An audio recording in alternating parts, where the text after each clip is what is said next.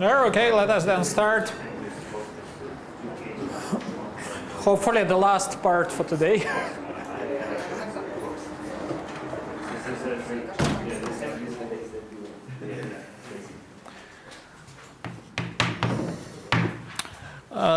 So,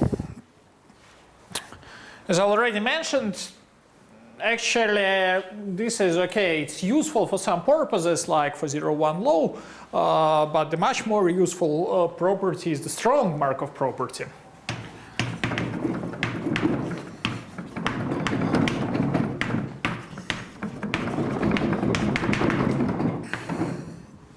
Okay, here. Let it be red. And essentially it claims, well, exactly the same, but with S being not fixed, not deterministic, but stopping time instead. And okay, in the previous hour, somehow I stressed that there is this difference between FT and FT plus. Right, so it was some discussion just to make sure that we understand that there is something there. From now on, basically what I'm going to do, I'm going to redefine the filtration FT, and just to say, okay, let it be now FT plus. Okay, so now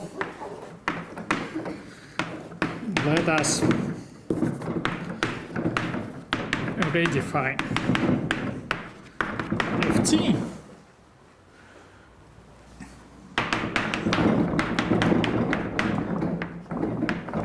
Let it be now FT plus, meaning that, okay, we started with a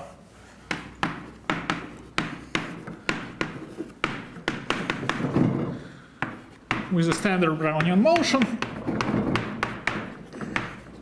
define everything that is generated by FT, and then say, okay, let it be FT plus. We know that in terms of the Brownian motion, there is now no much difference, right? Because we know that all the events that are in between are actually of either 0 or 1 probability. So now it seems to be that we are not paying all mistakes. Okay, good. So unfortunately, we need some preparations, which are again, quite straightforward, but still, one should be careful. So first comment is that once we redefined the filtration this way, there is no difference between optional times and weak optional times anymore, right? Because, well, okay. So there is no difference.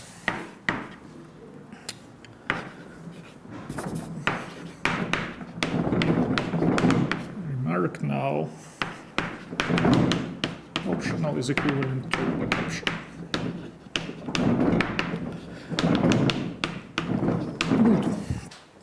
Now, what is the way to prove the strong Markov property, say, in discrete?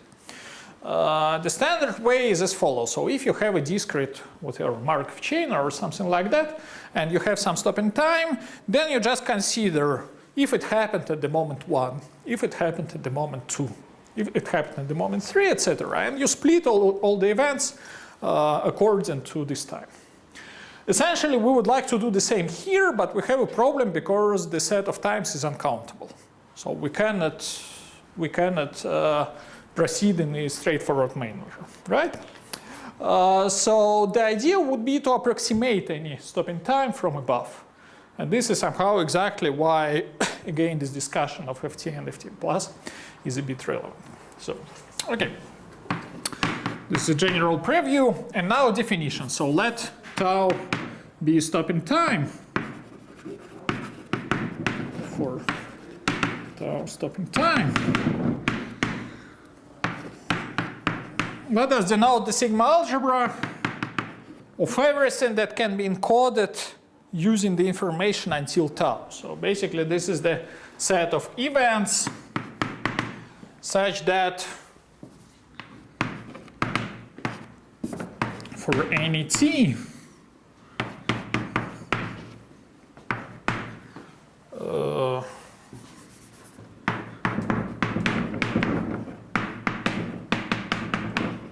this event is measurable. So if I know that my stopping time happened until the end of this lecture, whatever happens with me, then I should be able, having this information, I should be able to describe A using only the information contained until the end of this lecture. Okay, this is the idea. And the first comment is that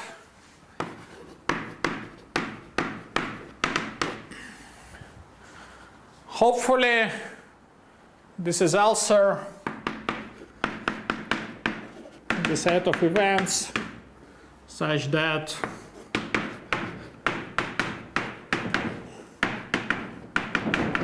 this is measurable under our assumption.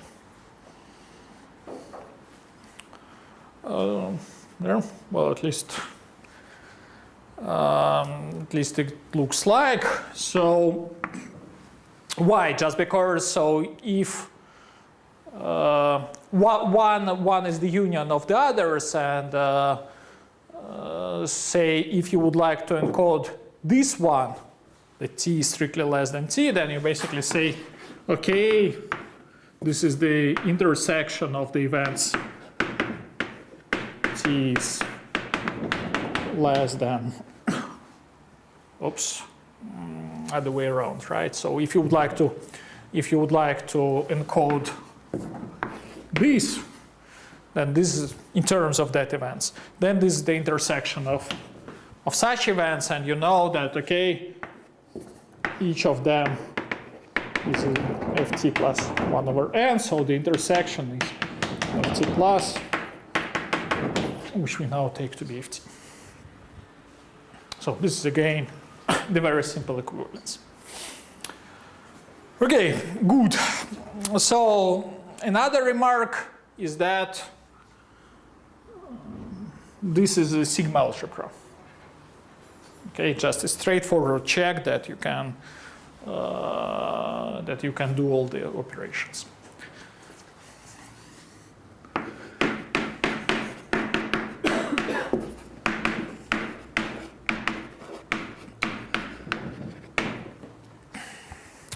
Okay, good. Now there is a sequence of simple facts about measurability that I prepared some sequence, and let us check it. Okay, some comments on measurability.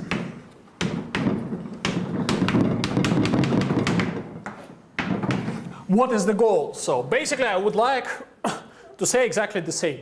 Right, so I need the increments after my stopping time to be independent of something. This should be f tau. F tau is already defined, right? But still there is a question, okay, if for instance this b tau now is measurable with respect to f tau, well, one should be careful with all that. So, okay, some comments. The comment number 1, tau is measurable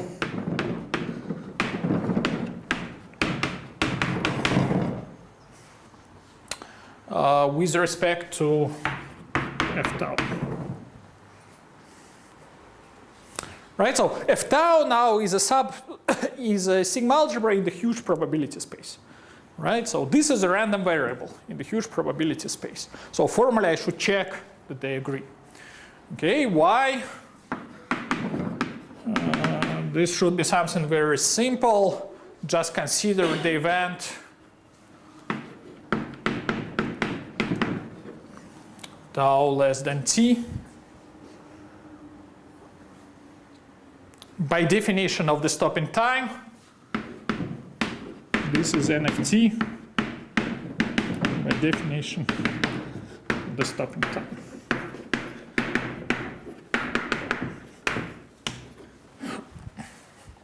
And this is exactly what my condition is. So here it's implicitly written, okay, tau less than t cap, tau less than t. So I consider this to be event A from here. And so what I know is that all events of this sort are indeed in F tau. Okay, this is something, you know, very ridiculous. Okay, what is the next? The next is monotonicity, I think, in this plan. So monotonicity says that, okay, if I have two stopping times, so let tau and t prime be stopping times, and I know that this happens almost surely, or if my filtration is complete, or just surely if I do not impose it. So, okay, so there are two stopping times.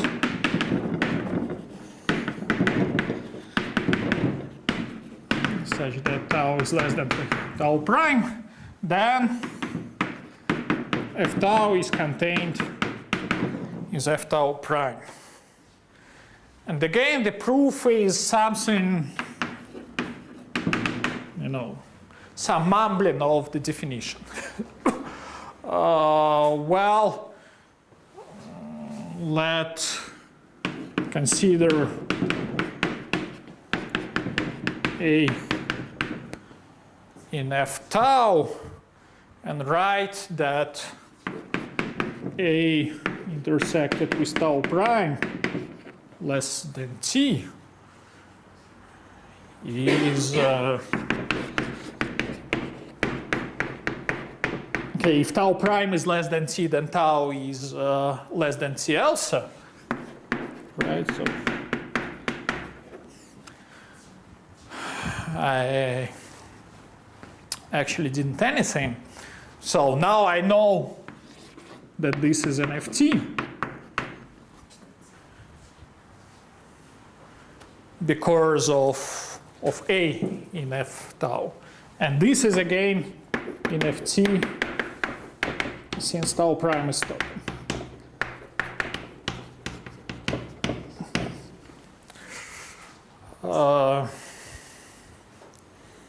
Okay, yet another tautology that we have a really good definition. Do you follow what's happening? I mean, okay, it's not very exciting. I'm sorry for this. Then the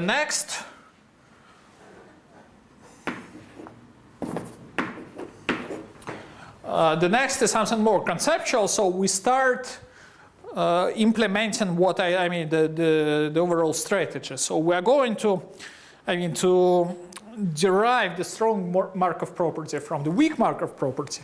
We are going to approximate our stopping times from above by some other stopping times which attain only countably many values. So now, well, this is the most natural construction. So let tau be stopping time.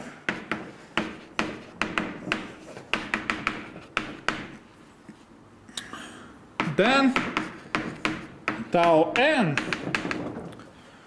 which is just defined to be dyadic rational approximating tau from above.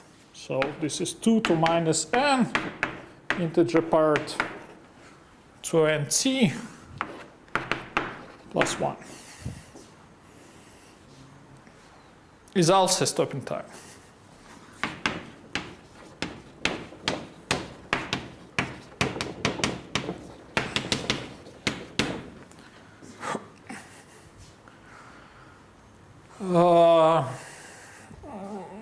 Okay, so this is just a simple, this is fairly easy because what does it mean to be a stopping time? It means that tau less than something is measurable. Okay. T is tau, yeah.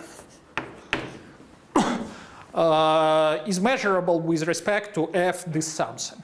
Okay, the fact that this is a stopping time means something like that. So, I mean, there's also some measurability with respect to f something. And the only thing you should check is that basically t that appears in definition, that we start with in the definition here, is less than the bound we need in the definition there. I mean, so this is just an exercise. I'm not going to write it on the blackboard. Again, this is, something fairly easy. Okay, now the next point is that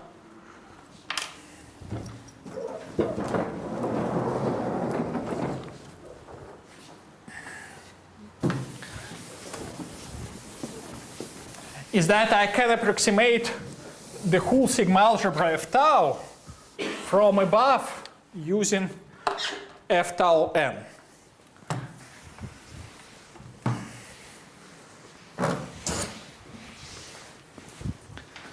So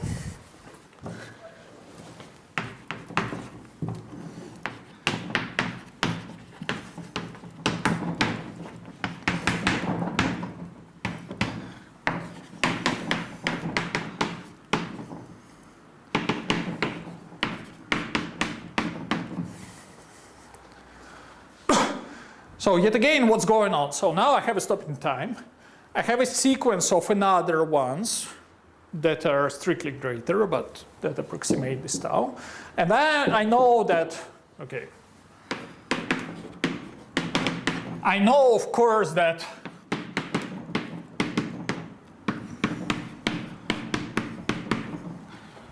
this holds by monotonicity. So tau n. And tau n is defined, is defined below. Okay, you can take any other approximation, but let it be defined once forever this way. So this is just the nearest dyadic rational on level n, which is greater than tau. So then I know that this is by monotonicity, this happens by monotonicity. 2. And because of that, I know that this is a subset of that. Right? So what I need to prove is that it works also other way around, that there is nothing else in the intersection except f tau. And again, the proof is trivial. So let A be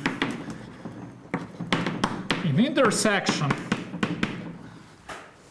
And let us check what happens with the event A tau strictly less than t.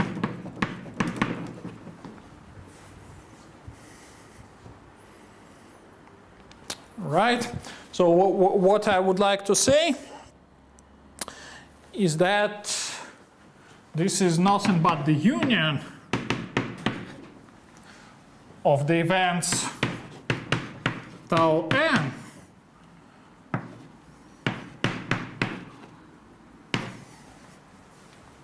less than t, right? Because, okay, remember these gentlemen, they converge to tau. Okay, so if tau is strictly less than some level, then one of them is also less than this level. So for this we know from the fact that A is in f tau n, we know that this is in ft, and because of that we know everything A is in ft.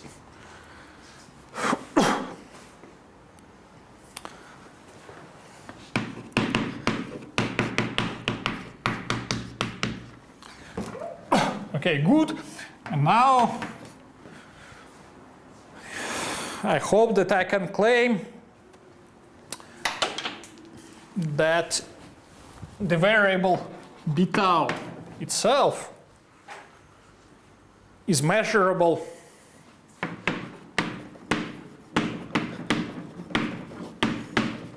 with respect to f tau.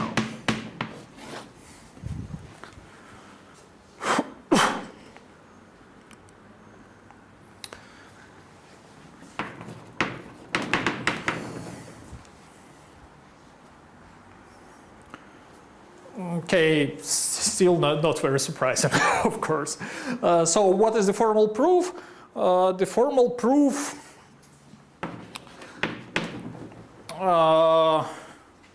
is as follows. So I know that B has continuous trajectories. So I know that this is the limit of b tau n, right? Here, if it was my plan. Yes. So it's enough, I mean, because we know that f tau is the intersection of that. So it's enough to prove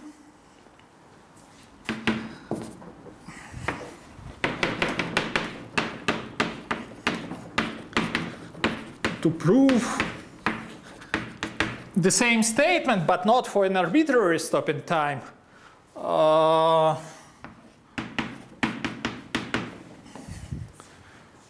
But for this tau n. What is the advantage of tau n? Tau n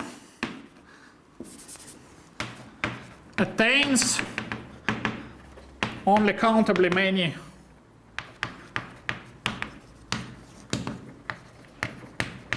values.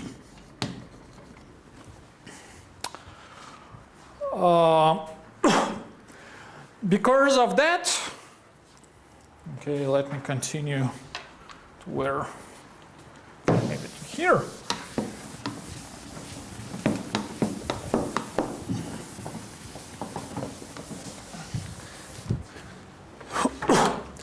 Because of that,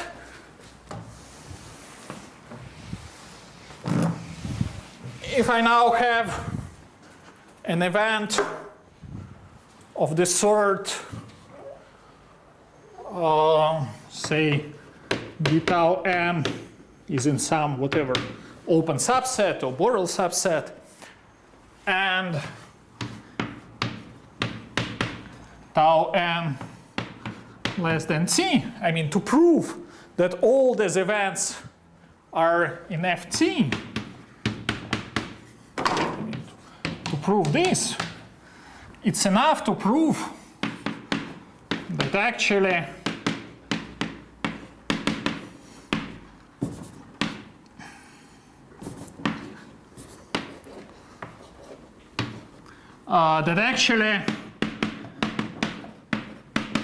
such events that tau n is equal to something are in F k2 minus 1.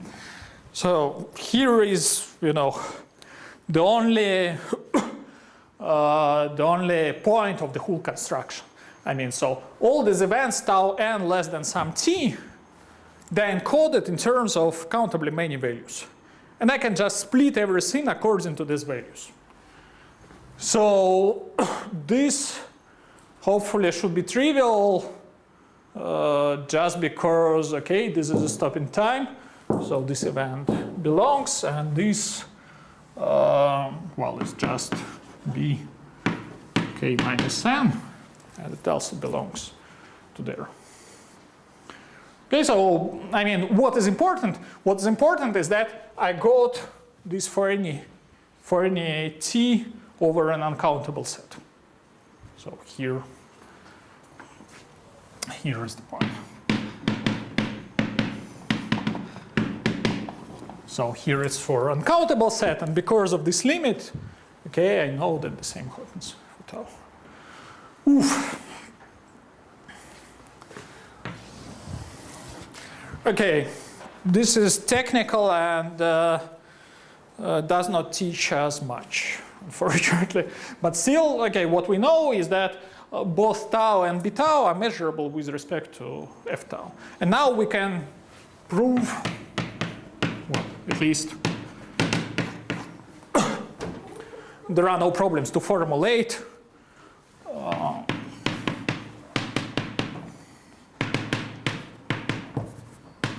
okay, let it be right continuous iteration. Right continuous means ft plus is ft generated by standard Brownian motion.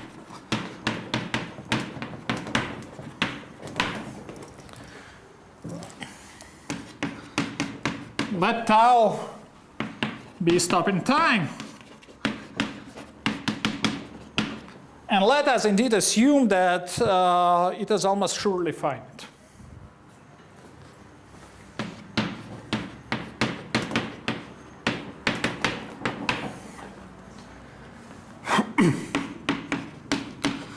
Then the process b t plus tau minus b tau greater than 1 is again a standard Brownian motion. Independent of f tau.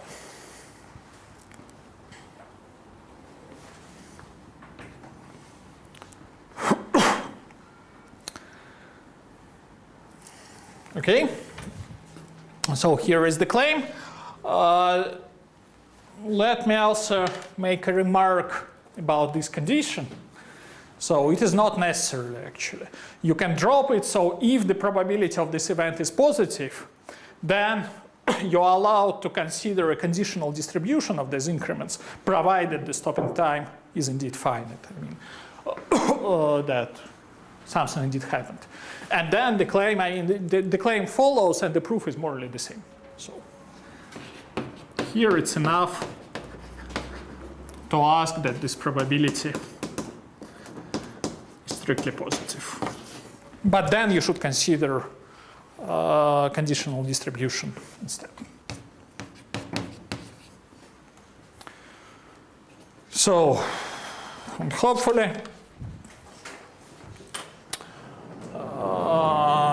yes, we already passed over all the technicalities. So again, let us prove it.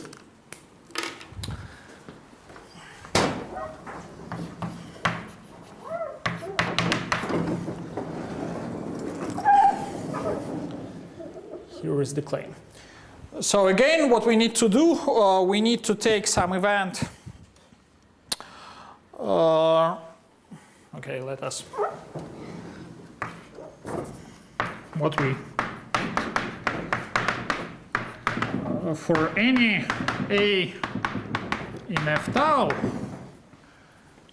and f bounded continuous,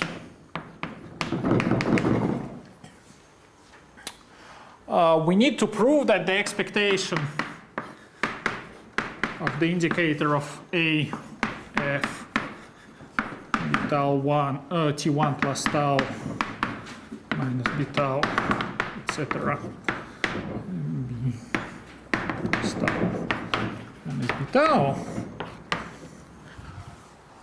is equal to whatever, to probability of a f bt1 btp.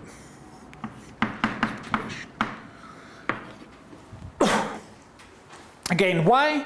So if we are able to prove this, then again, first we start with A being the full set, then we just drop indicator and the probability. And what we see is that the finite dimensional distributions of the increments converge to finite dimensional distributions of the standard Brownian motion. And this is enough to conclude that the whole distribution converges, because we know that the trajectories are continuous. Okay, so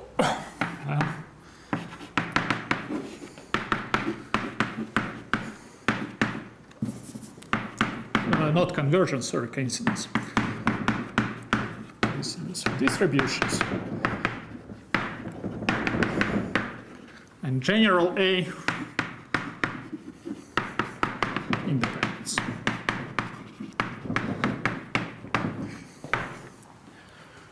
Okay, good. And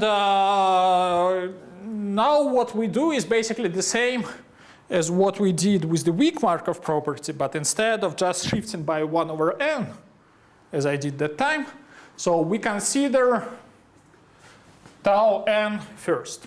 So the claim is that it is enough to prove the same with tau n instead of tau. Right? Because again, if I know the same claim for tau n, then I can just pass to the limit, because I know that the Brownian motion is continuous. Okay?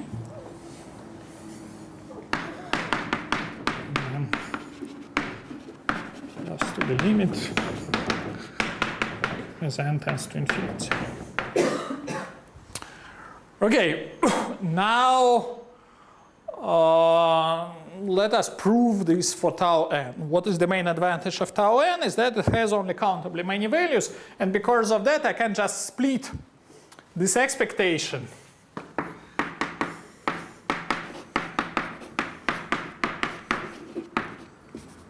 T1 plus tau n is BT1, etc. I can just split it according to the possible values of tau n. So this is the sum over k.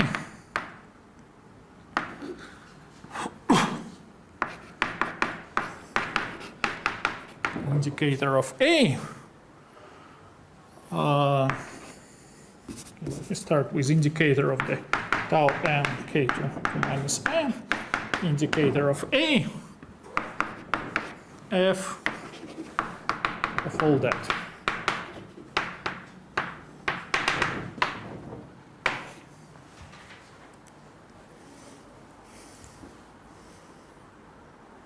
Right? So, and now basically I claim that for any k, I can use the weak Markov property. So first, what I say is that, okay, let me be more precise. So first, what I say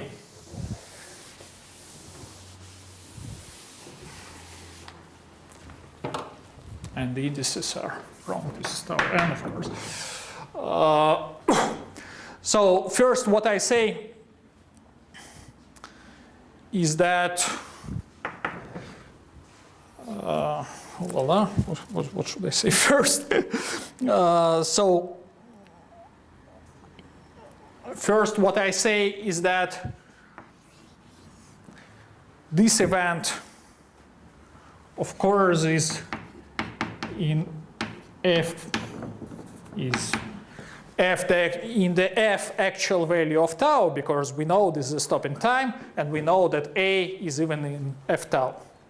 So because of that, I can use first the independence and claim that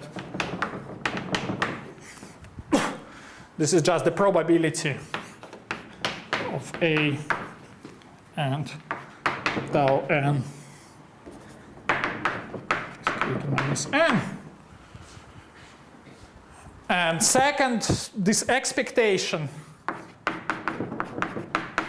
is nothing but TP by the weak Markov property.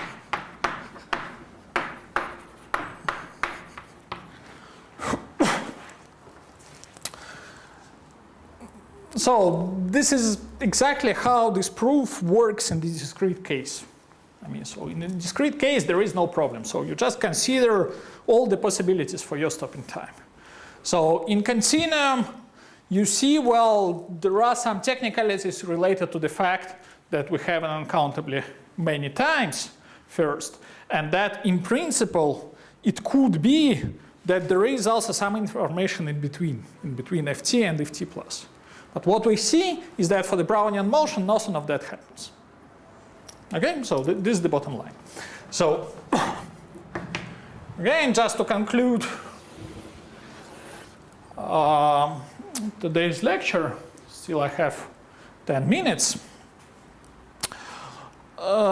Just to give you an illustration why the strong Markov property is so important. I mean, why we cannot just live with the weak one. Okay, we can, but this is not, that exciting.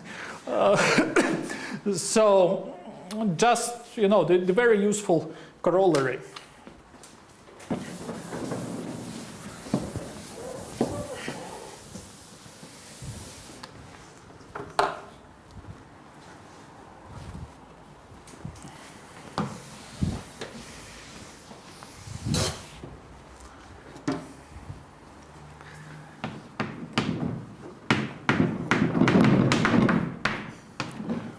It's just one of the applications, but again, well, very intuitive and very useful, which is called reflection principle.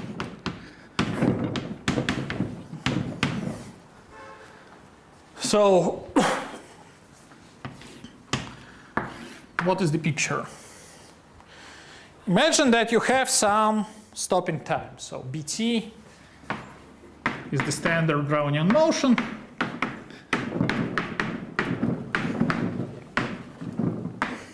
And tau is some stopping time.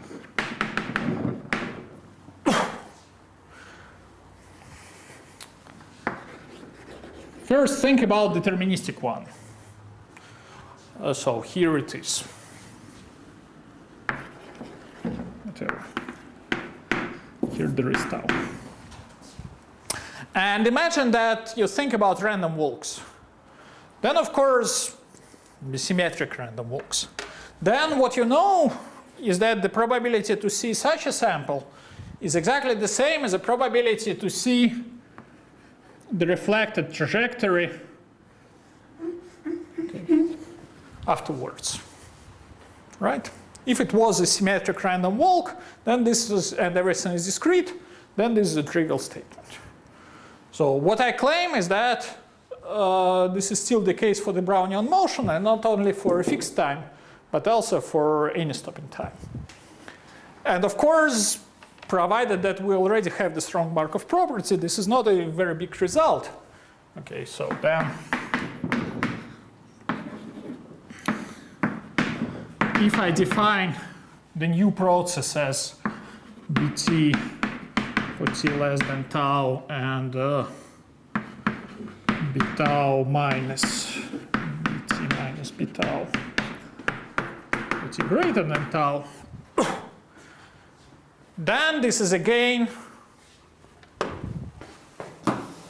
a standard Brownian motion.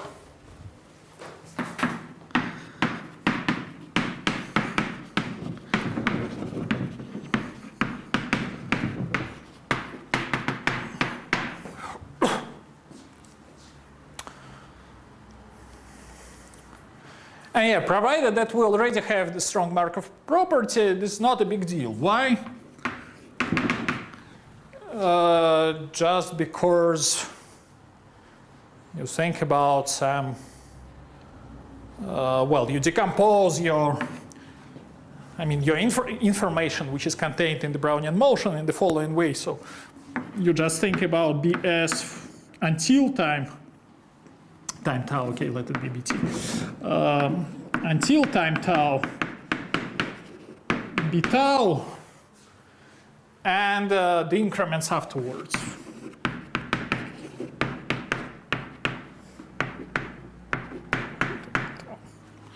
Right, so you think about this triple. So instead of considering a single process, you just consider this triple. And what we can claim is that since the last component is a Brownian motion which is independent of the first two, this is still a standard Brownian motion which is independent of everything what happens before. So this is distributed exactly in the same way as the opposite, right? As the opposite there.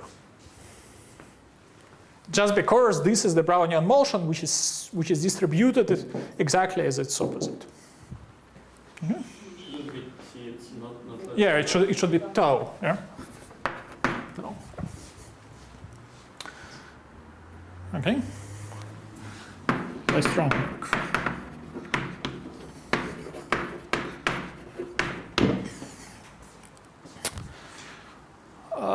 So, well, okay, again some piece of abstract stuff.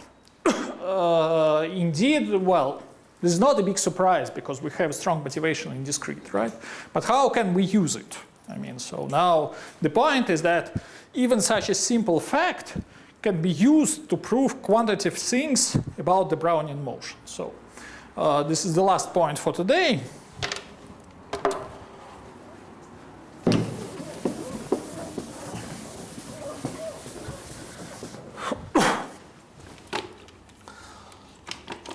So it happens that the reflection principle allows one easily to control the maximum of the Brownian motion over a given segment, which is not totally obvious a priori. I mean, so we know something about the Brownian motion itself, but what happens with its maximum over 0t, for instance, is not that clear. So, okay, now the corollary.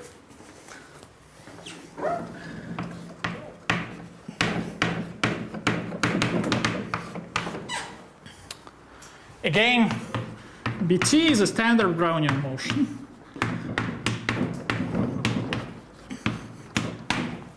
Say, let me restrict myself on 0, 1 only.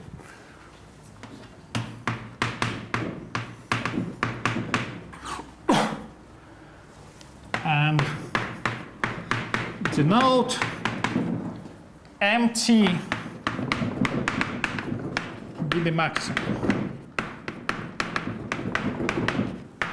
of Bs, right? This is something that grows. Or people also use the same Brownian maximum. So this is the maximum over time, I mean, over the time already passed. Then, what I claim is that for any fixed t, okay, this is strange. It could be whatever. It could be the whole half line. Okay, for any fixed t, this maximum is distributed exactly as the modulus of the Brownian motion at the time t, and moreover, it's also distributed as the same way as the variable m minus b.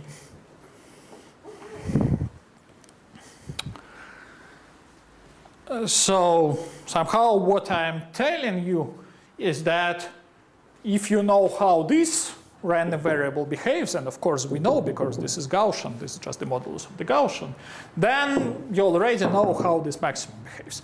And this is a very qualitative information, so after that you can deduce further properties, so it gives you an access to many other things. So what is the proof? Still, there are 3 more minutes. Just think about the stopping time.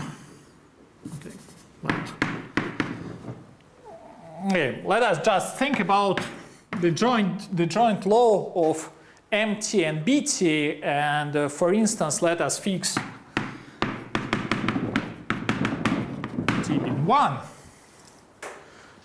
We do not lose any generality because of the trivial scaling, so if you need to derive the result further at t, just rescale your time, so everything rescales in the same way. So, and then think about the distribution of M1 and B1, about the joint law. So M1 must be positive, right? And moreover, it must be greater than B1. So this is something here.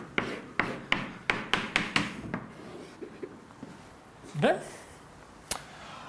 So let us think about the probability of the event that M is greater than some x and b is less than some y.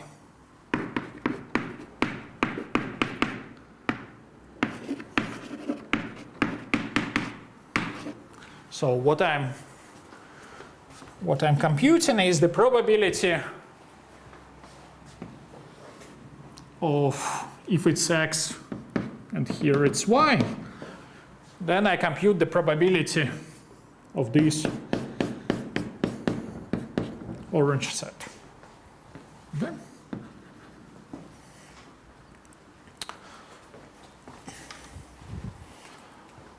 So obviously, if I have access to this information, then I know the joint law, right? So that's, and then I can derive everything about my variables.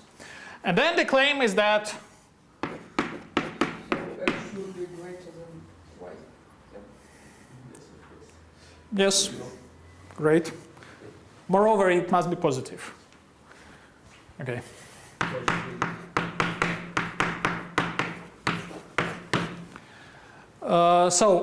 And let us now consider the stopping time, which is just the first time of t such that bt is x, right? So this is just the first time of approaching the level x for the Brownian motion. And let us use the reflection principle. Let bt be the reflection.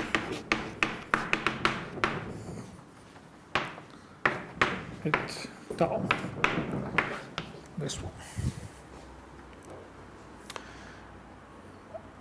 Right? So what I'm going to say, I'm just going to say that this is exactly the probability of the event that B1 reflected is greater than, I think, 2x minus y, right?